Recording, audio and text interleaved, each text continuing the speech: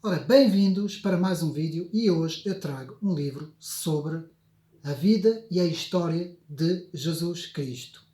Portanto, a verdadeira história de Jesus, escrito por E.P. Sanders.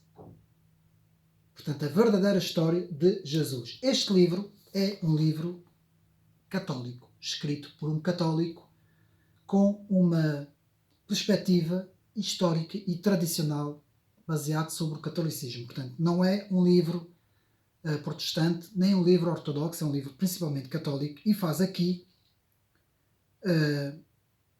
mais ou menos a análise de tudo o que se pode, com rigor histórico, saber sobre Jesus. E eu achei muito interessante trazer aqui este livro, porque este livro está extremamente bem escrito e faz aqui um percurso muito interessante.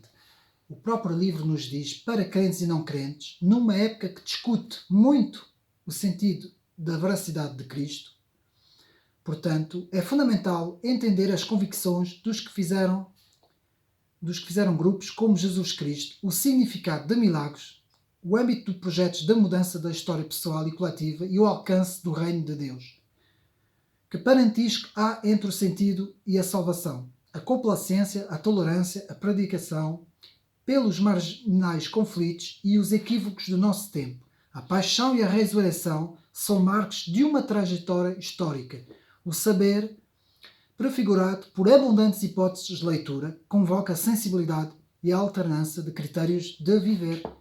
Com minúcia da intérprete e transparência do mestre, o professor E.P. Sanders tenta reconstruir a fisionomia histórica de Jesus através da fidelidade às fontes e à releitura das comunidades nascentes e aos contextos de uma pessoa, uma delícia cultural a atravessar por estas páginas. Portanto, tenho aqui o livro.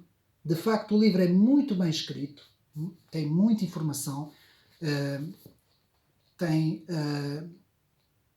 pode-se dizer que o livro como diz a introdução que eu li, é bastante cultural, não é? Traz-nos toda a tradição da Igreja, dos pais da Igreja também, toda a reconstituição das provas históricas. É um livro muito baseado sobre a história, e nisso eu devo de dizer que os católicos são muito bons.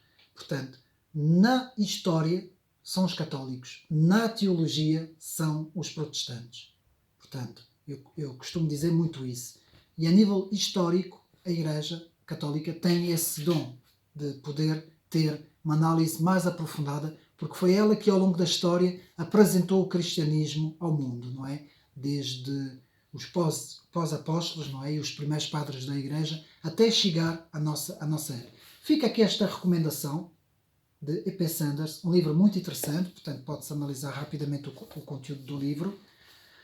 Portanto, tem uma introdução, o esboço da vida de Jesus, a situação política do contexto cultural da época de Jesus, o judaísmo como religião, as fontes externas, os problemas das fontes primárias, os textos, a Bíblia, os primeiros textos e os textos dos padres da Igreja, os dois contextos, o cenário e o método do ministério de Jesus, o início da missão de Jesus, os milagres, a vinda do reino, o reino de Israel, gentios e indivíduos, o reino inversão de valores e perfeccionismos éticos, controvérsia e oposição na Galileia, a forma como Jesus encarava o seu papel no plano de Deus, a última semana de Jesus, a paixão, muito interessante, o epílogo, a ressurreição, o apêndice, uma cronologia e depois dos últimos apêndices e figuras onomásticas, portanto, indício onomástico, portanto, e é assim que este livro, portanto, nos apresenta a história mais